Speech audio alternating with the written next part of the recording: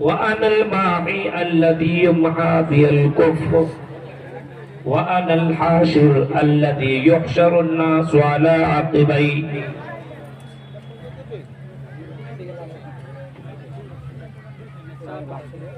رب اشرح لي صدري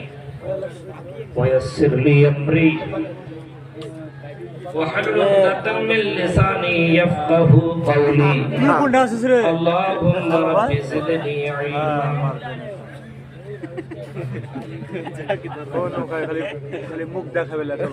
قابل احترام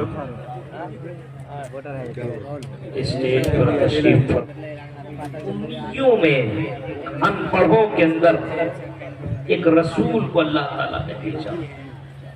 وَالَّذِي بَعَثَ بِالْأُمِّيِّينَ رَسُولًا مِّنْهُمْ وہی وہ ذات ہے جس نے امی کے اندر ان پڑھوں کے اندر ایک رسول کو بھیجا ایک رشی منی کو بھیجا ایک پیغمبر کو بھیجا یتلو علیہم آیاتی اس رسول کا کام یہ ہے کہ وہ رسول ان کے درمیان اللہ کی آیتیں پڑھ کر کے سناتے ہیں وَيُزَكِّيهِمْ اور ان کو پاک کرتے ان کو صاف کرتے ہیں شرک سے گناہوں سے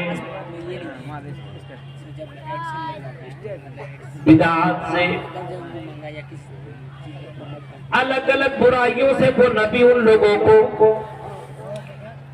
گناہوں سے پاک کرتے ہیں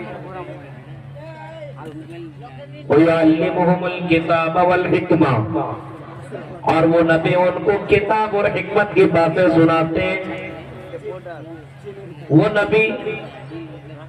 ان کو حکمت کی باتیں سکھاتے ہیں اور کتاب ان کو سکھاتے ہیں وَإِن كَانُوا مِن قَبْلُ لَفِي ضَلَالٍ مُّبِينٍ اور ان سے پہلے یہ لوگ کھلا گمراہی میں تھے اس آخری نبی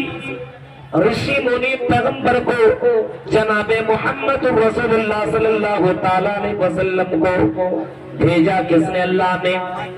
کہاں بھیجا امیوں کے اندر بھیجا جہاں پہ لوگ ایسے تھے جن کو پڑھنا نہیں آتا تھا جو کچھ پڑھنا نہیں جانتے تھے پڑھنے سے کس کو کوئی مطلب ہی نہیں تھا عرب کی دھرتی کے اندر سرزمین کے اندر جناب محمد رسول اللہ کو اللہ تعالیٰ نے بھیجا اس دھرتی کے اندر جہاں کے رہنے والے اتنے زیادہ جاہل تھے اتنے زیادہ نہ پڑھتے اتنے زیادہ جاہل تھے کہ اگر کسی کی ماں کسی کا باپ اگر مر جایا کرتا تھا اور ان کی اگر ماں ہوا کرتی تھی عرب کے اندر ایک آدمی کئی لڑکیوں سے شادی کرتا تھا ماں سے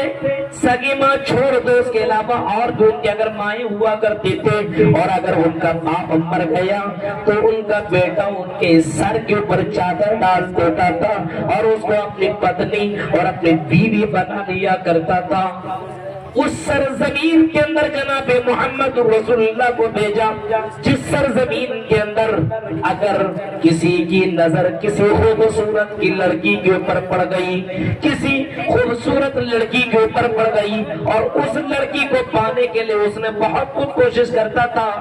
سامنے والے سے کہتا تھا یہ لڑکے مجھے دے دو یہ تمہاری بیوی ہے لیکن بڑی خوبصورت ہے اس کو تم مجھے دے دو وہ کہتا تھا یہ کیسے پوسیبل ہو سکتا تھا کہ ہم تمہیں اپنے بیوی دے دیں آپس میں دونوں کا جھگڑا اور لڑائی ہوتی تھی اگر جس کی بیوی ہوتی وہ جیت جاتا تو ٹھیک ہوتا لیکن اگر وہ ہار جاتا تو جو لڑنے والا ہوتا تھا وہ اس کی بیوی کو لے کر کے چلا جاتا تھا اور اس کے ساتھ بیوی والا معاملہ کیا کرتا تھا اتنی زیادہ جاہل قوم کے پاس جناب محمد رسول اللہ صلی اللہ علیہ وسلم کو اس عرب اور اس دھرتی کے اندر بھیجا جہاں پہ لڑکیوں کو یہ اتھارٹی تھی اجازت تھی لڑکیاں اپنے گھروں کی چھتوں میں جھنڈے گاڑ دیا کرتے تھے اور باقاعدہ ان جھنڈیوں کو گاڑنے کا مقصد یہی ہوتا تھا او نوجوانوں تمہیں ادھر ادھر جانے کی ضرورت نہیں ہے او نوجوانوں تمہیں इधर उधर बहकने की जरूरत नहीं है, तुम्हें यहाँ वहाँ मुँह मारने की जरूरत नहीं है। ये झंडी, ये जो झंडा मैंने लगाया है, इस झंडी का मतलब ये है, इसकी इस हरी झंडी का मतलब ये है, यहाँ आओ और अपने ख्वाहिशात पूरी करो। आओ, तुम्हारे लिए कोई तुमको रोकेगा नहीं। आओ और हमारे साथ तुम एंजॉय करो, सेक्स करो, जो चाहो सो करो, कोई रोकने और टोकने वाला तुम्हें नहीं मिलेगा। वो झंडी गाड़ने वाली का यही मतलब होता था कि कोई भी लड़का आकर एंजॉय कर सकता है, और उस समाज के अंदर इसको कोई भी बड़ा गुनाह और पाप नहीं समझा जाता था। उस कौम और उस जगह पे, उस शाहिल कौम के अंदर जनाबे मोहम्मद रसूलुल्लाह को भेजा, जहाँ पे अगर कोई मेहमान आया करता था तो उस मेहमान के सामने सबसे पहले पानी नहीं बल्कि शराब पेश किया जाता था। उसको शराब दिया जाता था, लो शराब पी लो, और इस शराब के बाद जो चाहो तुम ले सकते हो, तुम्हारे लिए सारी चीजें जायज है। उस कौम और उस जगह पे, उस धरती के अंदर जनाबे मोहम्मद रसूलुल्लाह सल्लल्लाहु अलैहि वसल्लम को भेजा, जिसकी लाठी उसकी भैंस, जहाँ पे ये मिजाज था उसी सरजमीन के अंदर जनाबे मोहम्मद रसूलुल्लाह को भेजा, उम्मी के अंदर भेजा, अनपढ़ों के अंदर, जो कौम पढ़ना नहीं जानता, जिस कौम के लोगों को कोई अपना नौकर, अपना वर्कर बनाना गवारा नहीं करता था, उस कौम के अंदर जनाब मोहम्मद रसूलुल्लाह को भेजा। अब सोच सकते हैं और अपने दिलो दिमाग के अंदर ये बात डाल सकते हैं कि वो कौम कितनी जालिम हो।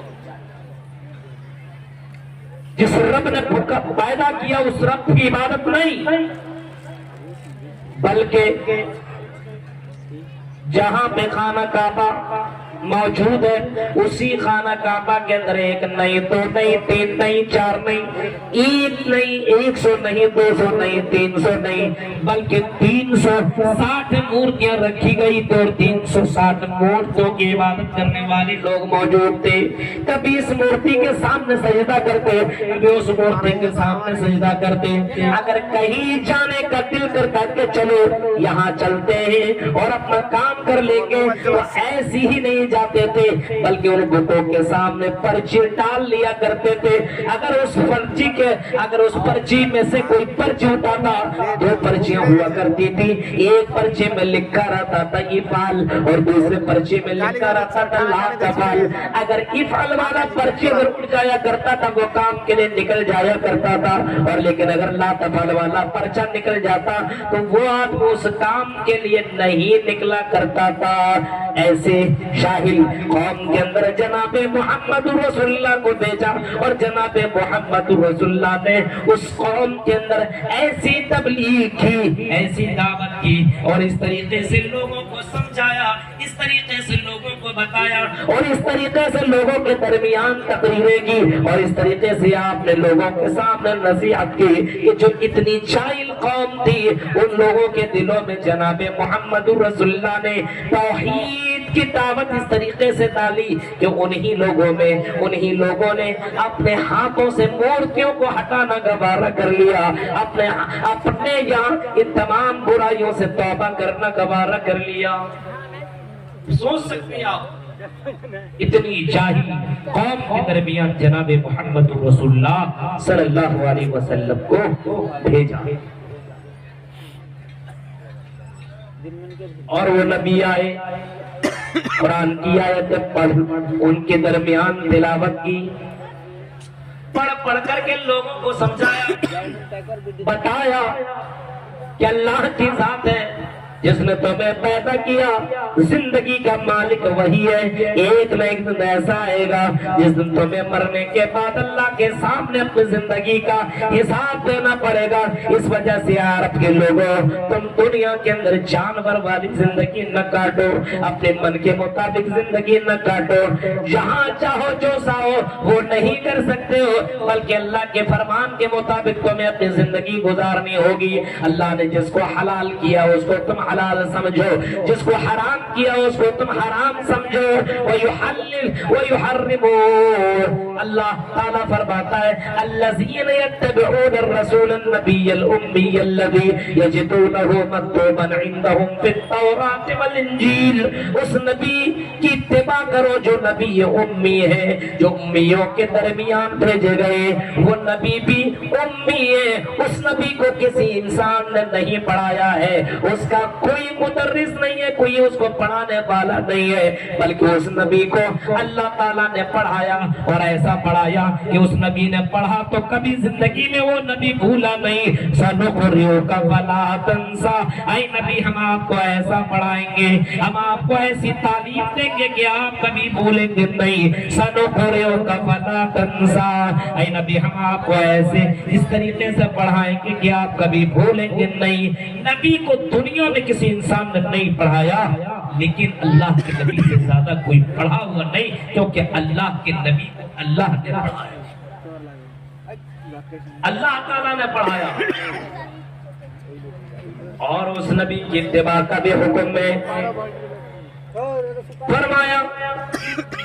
اس نبی کی اتباع کرو جو نبی امی ہے، یجدونہ مکتوبا عندہم فی التوراۃ والانجیل۔ اس نبی کی اتباع کرو لوگوں جس کو تم انجیل کے اندر پاتے ہو، جس کو تم توریت کے اندر پاتے ہو، جس کو تم آسمانی گرنتوں کے اندر کتابوں کے اندر پاتے ہو۔ آسمانی کتابوں کے اندر جس کا تذکرہ موجود ہے، جس کی بھوشواڑیاں آپ کو آسمانی کتابوں کے اندر ملیں گی، اس نبی کی اتباع کرو۔ اے کفار مکہ، تم بھی اس نبی کی اتباع کرو، اور آنے والے قیامت تک کے لوگوں سے کہا گیا اسی نبی کی پیروی کرو، اسی نبی کی اتباع کرو، اسی نبی کے نقش قدم پہ چلو۔ اور کہیں آپ نے اس انداز سے فرمایا اور لوگوں من اتانی دخل الجنہ ومن عصانی فقد ابى، جو میری اتباع کرے گا وہی جنت کے اندر جائے گا، اور جو میری نافرمانی کرے گا وہ جہنم کے اندر جائے گا۔ میری اتباع کر، اگر جنت میں جانا ہے تو میری اتباع کر، جہنم کے اندر جانا تو میری اتباع نہ کر، اپنے من کی بات کی مان۔